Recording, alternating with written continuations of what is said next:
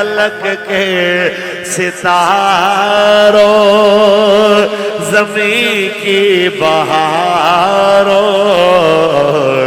سبھی دے مناؤ حضور آ گئے ہیں۔ ہاتھ کھڑا کر کے میرے ساتھ مل کے پڑھ لیجئے، فلک کے ستاروں زمین کی بہاروں سبھی دے مناؤ حضور آ گئے ہیں۔ اٹھو غم کے مارو چلو بے سہاروں خبر یہ سناؤ حضور آ گئے ہیں۔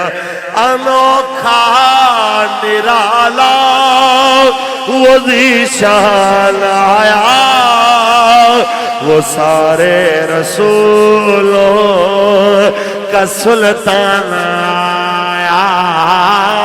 ارے بادشاہ ہو، ارے کج کو لاؤ، نگاہیں جھکاؤ حضور آ گئے ہیں۔ ہمارے حضرت فرمایا کرتے تھے، اگر کوئی یہ پوچھے کیا صحابہ نے میلاد منایا، کیا اہل بیت نے میلاد منایا، کہ تم میلاد منا رہے ہو، تو حضرت ہمارے فرماتے تھے صحابہ نے تو یوں میلاد منایا، ہم تو ان کا مقابلہ کر ہی نہیں سکتے، ہم تو ان کی برابری کر ہی نہیں سکتے۔ انہوں نے تو یوں میلاد منایا، ایک ہاتھ میں تلوار پکڑی، ایک ہاتھ میں اسلام کا جھنڈا پکڑا، کسرا کے دروازوں کے اوپر جا کے دستک دے کے فرمانے لگے باہر نکلو، اب تمہارا دور حکومت ختم ہو گیا، اب تمہارا اقتدار اور سودی نظام ختم ہو گیا، اب رسول اللہ کا پاک نظام آ گیا۔ ارے بادشاہ ہو، ارے کج کو لاؤ، نگاہیں جھکاؤ حضور۔ یہ حکومتیں دو نمبری پہ بےایمانی پہ بننے والی، جہاں پہ نیچے سے لے کے اوپر تک، اوپر سے لے کے نیچے تک بےایمانی راج کر رہی ہے۔ انہیں کیا پتا کہ میلاد والے نبی کون سا نظام لے کے آئے۔ جب قیصر و کسریٰ کے ساتھ اسلام کی جنگیں ہو رہی تھی، عین ایران کی جنگ کے دوران جنگ فتح ہوئی، اس دوران مال غنیمت جمع ہو رہا ہے۔ ایک جوان آیا، چہرے پہ اس نے اس طرح نقاب ڈالے ہوئے، چہرہ چھپایا ہوا، آ کے سنتری کے پاس اتنی گٹھڑی ہیرے جواہرات کی، جو بادشاہ کی انگوٹھیاں، اس کے کنگن، اس کے ہار، اس کا تاج، باقی اس کے سونے والے خنجر، وہ سارا کچھ جناب اس کے پاس موجود ہے۔ وہ ایک گٹھڑی میں لا کے کہتا ہے اسے سنبھال لیجئے، یہ کوئی عام سامان نہیں ہے، بادشاہ کا سامان ہے۔ یہ کہہ کے اس نے دوڑ لگا دی۔ جب دوڑا تو پیچھے سے سنتری کہتا ہے مجھے جاتے ہوئے اپنا نام بتاؤ تاکہ میں رجسٹر میں لکھ دوں کہ کون بہادر تھا جو بادشاہ کو مار کے اس کا سامان لے کے آیا ہے۔ تو جاتے جاتے وہ نقاب پوش اپنے چہرے پہ اسی طرح نقاب رکھ کے یہ بات کر کے چلا گیا، مجھے نام بتانے کی ضرورت نہیں، میں چاہتا یہ سارا کچھ چھپا لیتا، کسی کی جرت نہیں تھی جو مجھ سے تلاشی لے کے لے سکتا۔ جس رب کے نام پہ یہ سارا کچھ دے کے جا رہا ہوں، جس نبی کے نام پہ بغیر خیانت کے ہر چیز دے کے جا رہا ہوں، وہ میرا نام بھی جانتے ہیں، میرے ابا کا نام بھی جانتے ہیں۔ ارے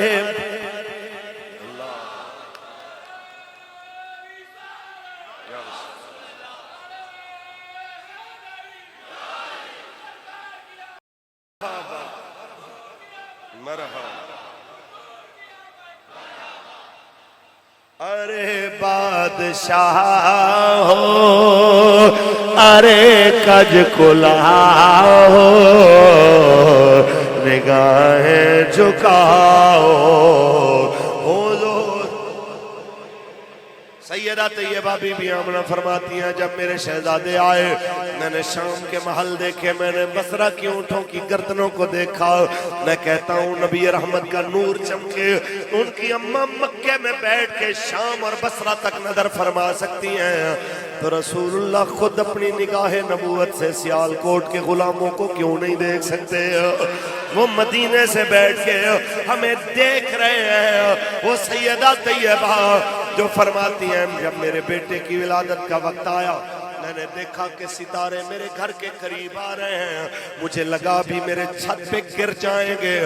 صدیوں بعد آج سے 100 سال 103-4 سال قبل ایک ہستی ہندوستان کے اندر آئی جس کو زمانہ اعلیٰ حضرت مجدد دین و ملت امام احمد رضا خان فاضل بریلی کے نام سے یاد کرتا ہے۔ انہوں نے قلم اٹھایا، قلم اٹھا کے عرض کیا او میرے آقا کی اماں، وہ ستارے گرنے نہیں آ رہے تھے، وہ تو آپ کے شہزادے سے نور کی خیرات مانگنے کے لیے آ رہے تھے۔ صبح طیبہ میں ہوئی پٹتا ہے باڑا، صدقہ لینے نور کا آیا ہے صدقہ لینے نور کا آیا ہے، تاج والے دیکھ کر تیرا امامہ نور کا سر جھکا دے ہے الہی، بول بالا نور کا سر جھکاتے ہیں الہی، بول بالا نور کا۔ اور اعلیٰ حضرت فاضل بریلی کی فکر کا نام لے کے کوئی آج سادات کے خلاف بک بک کرے اور اپنے آپ کو کہے کہ میں اعلیٰ حضرت کا ماننے والا ہوں، ایسے کسی ناسبی کے ساتھ فکر اعلیٰ حضرت کا کوئی تعلق نہیں ہے۔ ابھی کچھ دن پہلے گجر خان کے ایک مولوی نے پوری دنیا کے سادات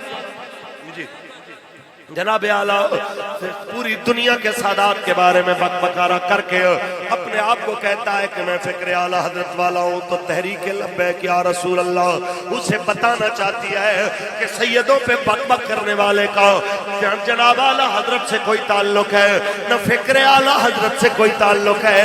فکر اعلیٰ حضرت تو یہ ہے کہ تیری نسل پاک میں ہے بچہ بچہ نور کا،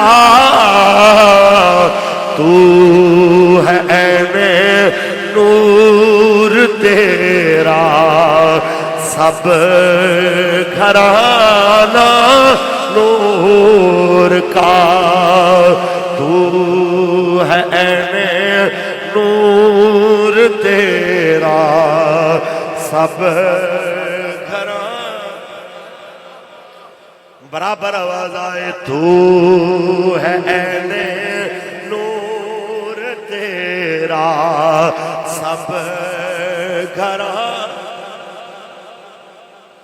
اور مجھے میرے سمیت ہر خطیب کو، ہر نعت خان کو، شاعر کو، مولوی کو، پیر کو اعلیٰ حضرت فرما کے گئے کوئی یہ مت سمجھے کہ تمہاری وجہ سے تمہاری عزت ہے، سب کی عزتیں حضور کی وجہ سے، سب کی عزتیں رسول اللہ کی وجہ سے ہیں۔ خود اپنے آپ کو مخاطب ہو کے فرما رہے ہیں اے رضا یہ احمد نوری کا فیض نور ہے، ہو گئی میری غزل بڑھ کر قصیدہ نور کا۔